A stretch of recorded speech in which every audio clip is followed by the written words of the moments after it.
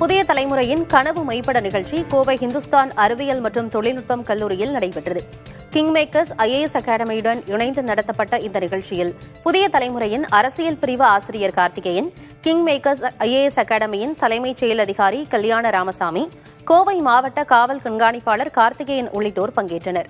குடிமைப் பணிகளுக்கு மாணவர்கள் தயாராவது எப்படி என இவர்கள் வழிகாட்டினர். இதில் ஏராளமான கல்லூரி மாணவர்கள் பங்கேற்றனர்.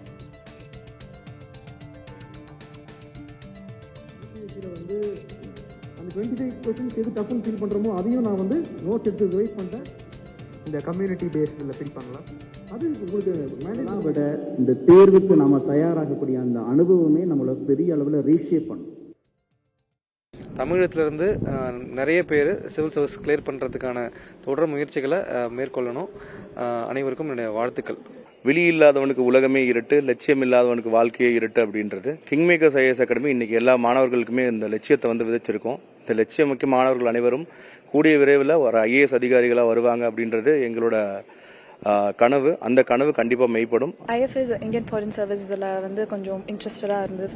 ஒரு ஃபியூ இயர்ஸாகவே இன்ட்ரெஸ்டடாக இருந்தது. பட் பேரண்ட்ஸ் கம்ப்யூட்டர் சயின்ஸ் எடுத்தால் கொஞ்சம் பெட்டராக இருக்கும் அப்படின்னு சொன்னனால இந்த சைட் வந்தேன். ஸோ இப்போ IFSனால் எனக்கு ஒரு ஐடியாவும் கிடையாது.